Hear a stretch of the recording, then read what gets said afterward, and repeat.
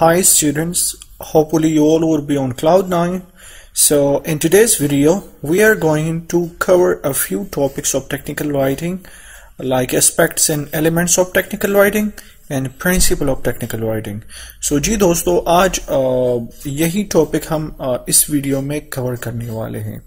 So first of all we need to know what is technical writing, though I have already discussed in another video in my previous video, but here I also discuss it.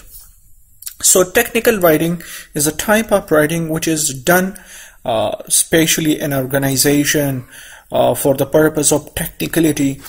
If we take example of instruction, like what kind of instruction, if you take some dose, so there is instruction and precaution, so all those type of writing is known as technical writing. इस तरह जिस तरह हम किसी software को for example हम use करते हैं तो उस सॉफ्टवेयर के लिए कुछ इंस्ट्रक्शन लिखे होते हैं. सो या हम किसी डॉस को यूज करते हैं तो वहां पर भी इंस्ट्रक्शन लिखे होते हैं. या हम एक और चीज की बात करें जिस तरह के गाइडलाइंस होते हैं, या हम किसी और चीज की बात करें, अगर एक एकेडमी के लिए आप एडवर्टाइजमेंट चलाना चाहते हैं या उनके लिए पम्पलेट्स बनाना चाहते हैं तो वहां पर जो राइटिंग किया जाता है तो उसे हम टेक्निकल राइटिंग कहते हैं. उम्मीद है आप लोगों को टेक्निकल राइटिंग का समझ आ गया होगा. सो अब चलते हैं और आगे जो हमारा टॉपिक्स पढ़े हैं उनको स्टार्ट करते हैं.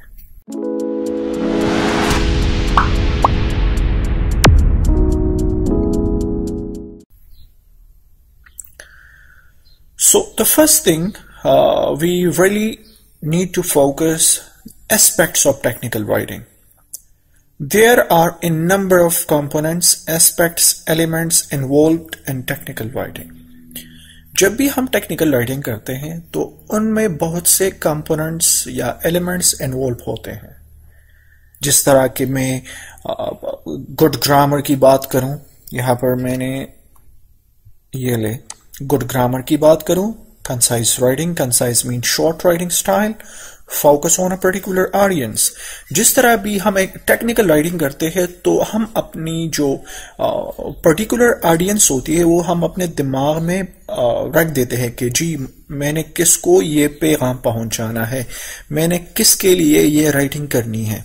सो जब भी आपको अपना पर्टिकुलर ऑडियंस याद हो तो आप उन्हीं के मुताबिक वो राइटिंग करेंगे. उनमें आपने ज्यादातर ख्याल गुड ग्रामर का रखना है कि आप इस तरह ग्रामर यूज करें ताकि वो लोगों को समझ आ जाए, ना कि आप वर्बस सेंटेंसेस यूज करें और जो टफ ग्रामर पॉइंट से आप उनको इंस्टॉल करें अपने राइटिंग में. So you have to avoid this all thing. In concise writing style आपने शॉर्ट सेंटेंसेस लिखने हैं ताकि रीडर को समझ आ जाए. Contains accurate information, easily recognized grammar and associated abbreviations and acronyms. अब यहाँ पर बहुत से स्टूडेंट को ये पता नहीं होता कि ये abbreviations क्या होते हैं, ये acronyms क्या होते हैं. So abbreviations and acronyms में फर्क है. abbreviations आप जब किसी वर्ड का शॉर्ट फॉर्म लेते हैं तो उसे हम एब्रिविएशन कहते हैं. जिस तरह के मैं कहूं डॉक्टर, सो मैं DR लिख देता हूं, इनके बाद फुल स्टॉप लगा लेता हूं. या मैं कहता हूं प्रोफेसर, तो प्रोफेसर PROF. सो ये हमारे साथ हुए एब्रिविएशंस. अगर एक्रोनिम की बात की जाए, सो acronym you have to take initial letter of each word in a phrase. आपने एक प्रेस के फर्स्ट जो लेटर होता है आपने उनको उठा के एक एक्रोनिम बनाना होगा. जिस तरह मैं आप लोगों को यहां पर दिखा देता हूं, ISI और USA या CIA या ISSB.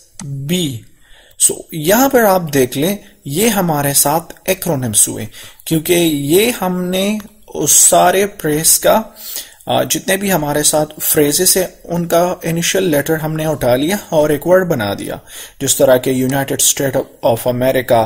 सो इस तरह आपने एक फ्रेज को उनके फर्स्ट लेटर इनिशियल लेटर को उठा के एक वर्ड बनाना है, तो उसी को हम एक्रोनिम कहते हैं।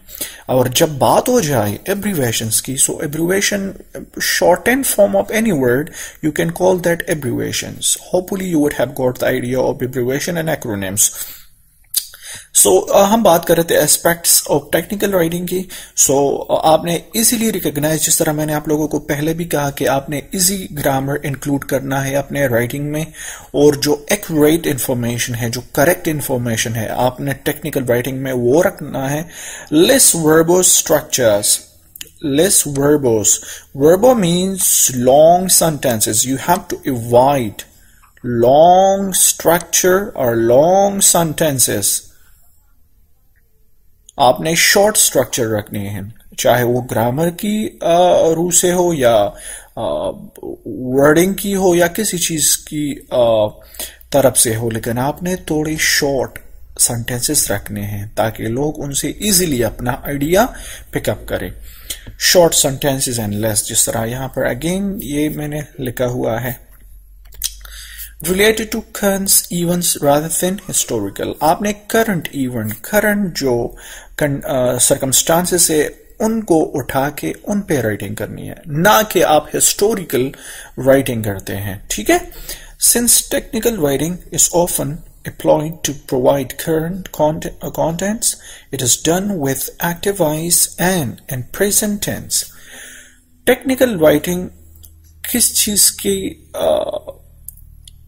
जरिए से होती है? आपने इनमें एक्टिव वॉइस यूज करना होता है, ठीक है, ना कि आप ज्यादातर पैसिव पे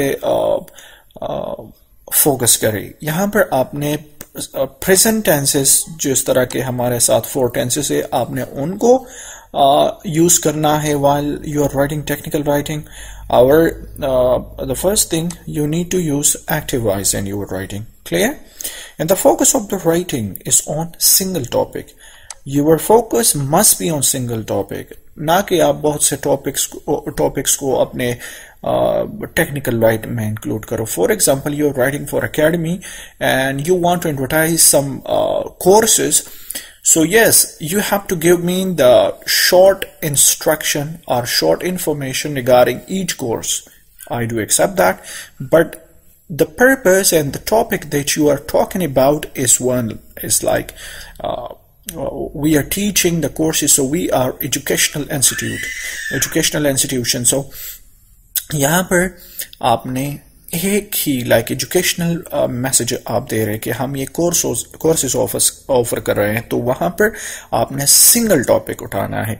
या मैं एक डॉक्यूमेंटेशन कर रहा हूं या मैं एक कंपनी के लिए कुछ लिख रहा हूं, तो वहां पर आपने सिर्फ और सिर्फ एक ही टॉपिक पे फोकस करना है। जबकि आपने किस चीज का टाइटल दिया हुआ है, so you have to be on that, not you just start beating around the bush. Clear? Okay, well-structured, orderly fashion. Technical writing will often include features such as bar charts, pie charts, flow diagram, tables, and other visual aids. Technical writing में आप ये चीजें भी include कर सकते हैं, जिस तरह हमारे साथ bar charts आते हैं, pie charts, flow diagram, tables, visual aids. So यहाँ पर हम ज्यादातर किसी चीज का एडवर्टाइजमेंट करते हैं या कोई गाइड्स लिखते हैं, मैनुअल्स लिखते हैं, तो वहां पर आपने इन चीजों को अगर आपने इस्तेमाल किया तो ये एक बहुत आसानी फोकस लेने का तरीका है। जिस तरह के एक रीडर कुछ चीजें पढ़ रहा है तो वो बआसानी उस स्पेसिफिक चीज को समझ सकता है, ठीक है। Any piece of technical writing should be checked carefully before it is released or published. जब भी आप टेक्निकल राइटिंग करते हैं तो आपने बहुत केयरफुली क्या करना होगा? चेक करना होगा। किस चीज से पहले? रिलीज होने से पहले या पब्लिश होने से पहले, ठीक है। आपने एक दो बंदों को दिखाना पड़ता है कि जी आप ये देख ले, इसमें कोई गलती तो नहीं है, कोई मिस्टेक तो नहीं है, ताकि वो रेक्टिफाई करें, ठीक है। इनके बाद आता है प्रिंसिपल ऑफ टेक्निकल राइटिंग।